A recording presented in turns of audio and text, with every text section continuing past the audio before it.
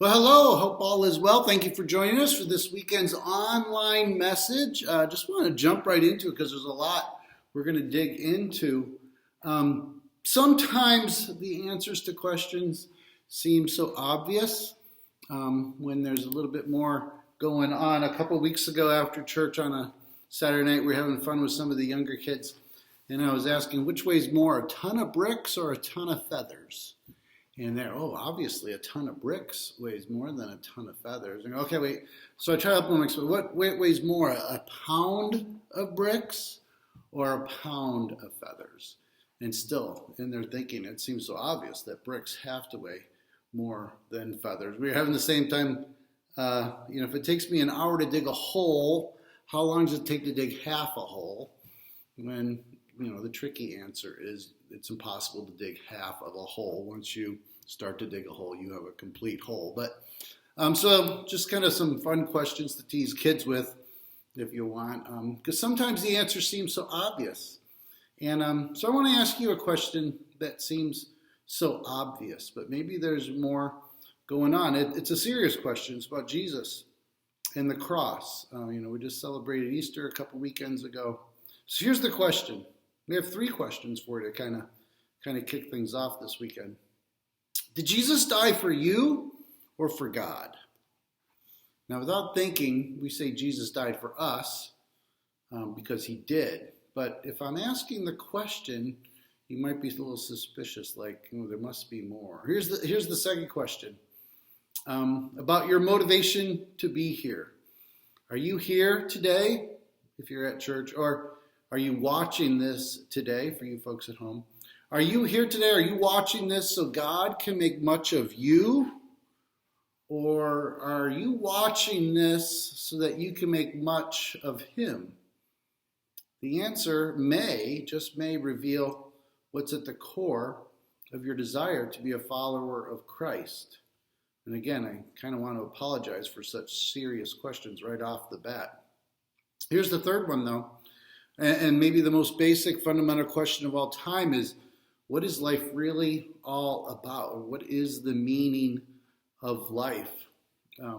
Ultimately, you get two choices. Ultimately, is life about the condition of humanity's comfort, desires, and rights? Or is life about how an infinitely worthy God can display the full range of his perfections?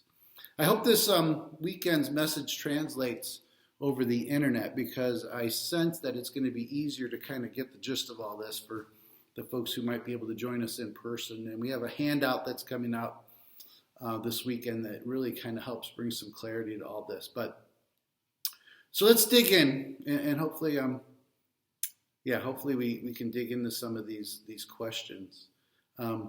This last one, like I just mentioned, is life about how an infinitely God can display the full range of his perfections. And the point is that a truly amazing thing happens when we answer this question, maybe all these questions, differently than everyone else that's on the planet. So let's just dig in. We're going to tackle each one of these three questions a little bit more in depth. Here's the first one. Why did Jesus die? Why did Jesus die? Was it for us, or was it for him? Was it for him? Was it for us? Who benefits? Is it for us, or was it for God as well? Colossians 1:16 is a key verse this weekend. It's such a rich verse. It's a powerful verse. You can spend a month trying to unpack this. Colossians 1:16 says this: For in him all things were created, things in heaven and on earth, visible and invisible, whether thrones or powers or rulers or authorities. All things have been created through him and for him. So here's the point I hope that you remember. Jesus died for us in order to bring glory to the Father. So ultimately, Jesus died for a much higher cause or purpose or reason than just our salvation. Redeemed image bearers, us, reflecting him in a love relationship, glorifies God. So I want us to try to think about this. All this is an introduction to our third core value. It's going to take a while to get there. But Jesus did die for us. He did die for our sins, but ultimately, it also serves a higher purpose, is that when we are in relationship with him, when we reflect him well to the world around us, it brings glory back to him. So we got to think in a wider perspective. Here's the second question. Do you seek God so he can help you? I'm rephrasing it a little bit. Do you seek God so he can help you? Or do you seek God so you can bring him glory? Why do you pursue God? What's your motivation? And when does this become, I hate to use the word consumerism. Amos 5:21 through 23, God says this, I despise your religious festivals. Your assemblies are a stench to me. Even though you bring me burnt offerings and grain offerings, I will not accept them. Though you bring choice fellowship offerings, I will have no regard for them.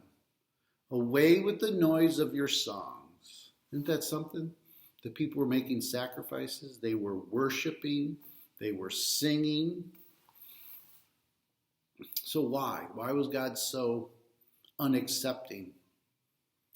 The answer is in Isaiah 29:13. These people come near to me with their mouth and honor me with their lips, but their hearts are far from me. So when these people came to God with their sacrifices and their songs of worship, it seems like they were just going through the motions. They were, what am I going to get out of this? But they were not living lives that were transformed. Again, here's the third question. And all this is kind of trying to set the stage for our core value of the weekend. The third question is this. Is life about achieving the good of humanity, or ultimately is it about God's plans?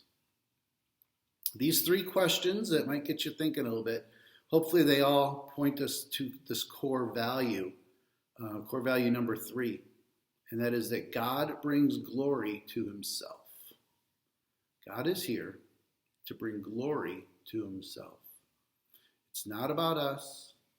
In the end, it's all about bringing glory to him. When we bounce through this life, not realizing that ultimately everything that happens is for God's glory, 2 things will always happen. The first one's this. We will be frustrated when things don't go our way because we are measuring everything by our hopes and by our goals. So if we lose sight of the fact that this life is not about us, we're going to always be frustrated when things don't go our way.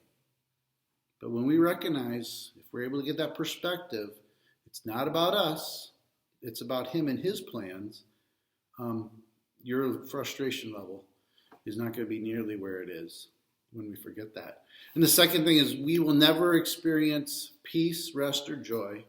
We will always be limiting our view and fighting against God. We'll always fight against the tension of letting him be the Lord of our life. Job has 2 really kind of powerful truths or verses. Chapter 1, verse 21. The Lord gives and the Lord takes away. Job, even in the midst of his pain, was able to recognize that everything that he had was from God's hand, and God was working his plan. He could give, but he could also take away. And the second one is chapter 13, verse 15. Though he slay me, I will trust in him. Those are two really powerful phrases that we can pull from the book of Job that kind of help Job understand that God is working his plan. This isn't about me. This isn't about me. God's working his plan. So the challenge, and again, we're going to have a handout that we're passing out this weekend that kind of makes this a little bit more understandable. But I think, if you hang with me on this recording, we'll be able to figure it out. But you have 2 ways of thinking. Okay, when you wake up every morning, you have a challenge. You have 2 different ways of thinking. You have a God as center mindset. Okay, you wake up and God is going to be at the center. Or you can have a self as center mindset. Here's some hard truths. God's plans always supersede our wants and even our needs. When it comes to the topic of God's sovereignty, when we start with the wrong questions, we will always come to the wrong conclusions. Our questions can come from two different starting points. Again, this God is the center or self is the center mindset. And both start with radically different starting points. They both start asking totally different questions. And when that happens, we're going to get two different results. So I'm going to walk through some bullet points of the self as center mindset. And I think you'll be able to relate to these because this is the way we naturally think. And then I'm going to compare them to a God as center mindset, and you're going to see how different these two things are. All right, so the self as center mindset. Now, it's important to realize that this does not rule God out. It does not think of him as unimportant, and it doesn't even deny that the Bible is true. All right? You could be a believer and believe all these things about God and his word, but still have that self as center mindset. But this is the difference. This is the self as center mindset. But it begins with us as the basic given reality and the assumption that we have primary rights, needs, and expectations. Again, this is the way we wake up every morning. You don't have to be an arrogant person, but we all kind of wake up with this, that we have the basic rights, that we are kind of the basic reality, the basic given reality. Then, from this center, it interprets the world with our rights and our needs, and our measure, and our needs is the measure of all things. The things that we want, our rights, our needs, that becomes the measure of all things. Whether we're having a good day or bad day, kind of depends on how our needs and our wants and our hopes are being met. Problems only exist when things don't fit with this center, our rights, our needs, our hopes, our expectations. Successes are measured by how well our circumstances fit with our wants. Okay? So we only measure success by how it fits with our desires and our wants, our goals, our hopes. This is the mindset that we're born with, and the one that our society reinforces every moment of every hour of every day. This is just our worldview. We've said it before. A fish doesn't recognize it's swimming in water till it gets caught and it's flopping around on the dock, and then it realizes that, something's different. This is so ingrained in us. It's something we're not even aware of. The Apostle Paul calls it the mind that is set upon the flesh, Romans 8, 6 through 7, and says that is the way the natural person thinks, 1 Corinthians 2:14. It's so ingrained in us, it goes unnoticed. It's taken for granted as the norm until it collides with the God as center mindset. So the self as center mindset. You've lived that way, and I can point some things out, and you're like, yeah, I get it, okay. But this is where if we want freedom and peace and joy, we have to have a transformed mind and a transformed way of thinking. This is the God as center mindset. It does not simply include God in the picture or agree that the Bible is true. It believes that God is painting the picture. Okay? It has a radically different starting point. God is the basic given reality of the universe. He is the only absolute reality. As where it gets more practical. It starts with the assumption that God has basic rights as the creator of all things. He has goals that fit with his nature and his character. Okay? I'm going to read that again. It starts with the assumption, we wake up every morning with the assumption that God has basic rights as the creator of all things. He has goals that fit with his nature and his perfect character. The God-centered mindset moves out from this center and interprets the world with God and his rights and his goals as the measure of all things. Are you catching the difference between the two? When the God-centered mindset sees a problem, sees as problems, let me read this again. What the God-centered mindset sees as problems are not the same problems as the selfish-centered mindset. We have two different problems, two different sets of problems. Successes, then, are the things that fit the rights and goals of God, not our wants or needs. Now, when you start out with our rights and our wants as needs as the focus, instead of starting with God's rights and goals, the problems of the universe will be very, very different. And again, this mindset is so unnatural to us. The God is center mindset is so unnatural to the fallen mind. It takes a work of God to build it into us. So if you're able to hang with me, I understand the name of our church is Deep Rivers, all right? If we're going to be a deep river, we got to entertain some deep thoughts, and we're doing that, obviously, this weekend. So here's the basic question of the universe. I don't want to get too philosophical. I really don't. If you know me, you know I'm a pretty simple-minded person. But what is the basic question of the universe? Is it how do we preserve our rights and work and pray to solve our problems?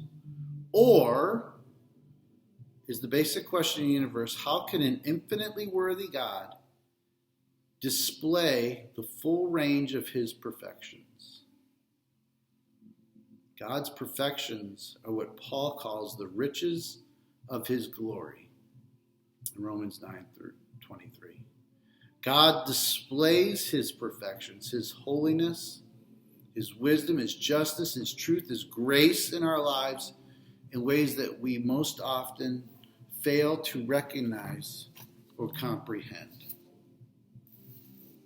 We're going to read a passage from Romans chapter 9. I just made reference to it. I'm reading from the Message. Romans has got some pretty complicated, deep and theology to it, so it's okay if we want to read from something like a paraphrase from the Message, because it's important that we kind of get these hard concepts.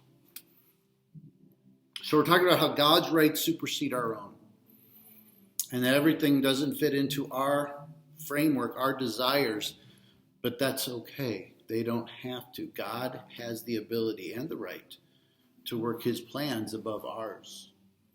And Paul addresses this in Romans, and he says, is that grounds for complaining that God is unfair? So Paul's answering this question. Not so fast. God told Moses, I'm in charge of mercy. I'm in charge of compassion. Compassion doesn't originate in our bleeding hearts or moral sweat, but in God's mercy. The same point was made when God said to Pharaoh, I picked you as a bit player in this drama of my salvation power. All we're saying is that God has the first word, initiating the action in which we play our part for better or worse. Are you going to object? So how can God blame us for anything since he's in charge of everything?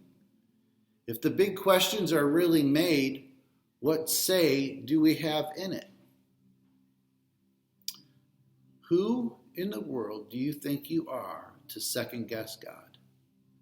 Do you for one moment suppose any of us knows enough to call God into question? Clay doesn't talk back to the fingers that mold it, saying, why did you shape me like this?